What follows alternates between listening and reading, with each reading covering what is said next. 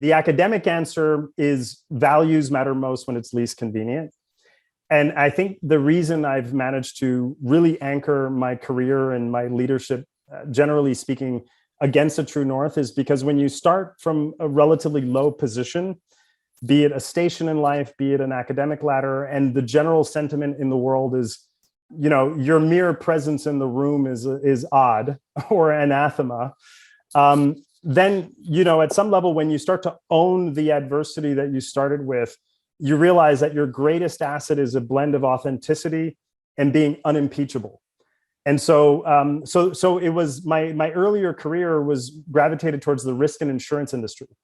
It's a $5.5 trillion industry. It's the other side of the global financial system. But no matter the outcome, it was an unequivocal good when the consumer used the financial service we provided. No one complained that their house was rebuilt, even if their premiums might have been too high. And so that was my first foray into finance. And then the next question becomes questions about equity.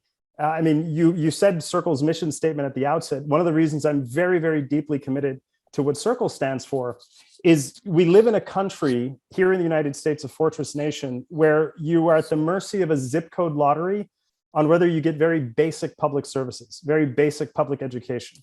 And so if we, people, businesses, and others don't start demanding greater ROI for the taxpayer dollar and greater ROI for the idea that we all are at the mercy of commons, digital commons, physical commons, public service commons, demanding better outcomes, then we've all opted out. And so I've come to the business world in my journey as an entrepreneur from like almost a deep bent of public service and this idea of greater good. It's hard.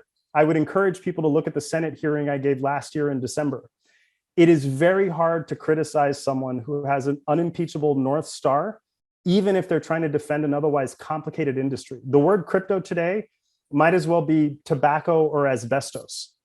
But yet, because I believe in the vision and mission that Circle stands for, and because Circle is a breakaway company with a durable business model that isn't trying to create shortcuts, it's an easy business to defend, even if the industry or the term of art crypto gets co-opted by the market, by the media, and by many other players. And so that superpower, I think, is native in all of us, but the ability to overcome how to exercise it takes practice, takes no fear of failure, and trial and error, and that's how you sort of exercise those muscles.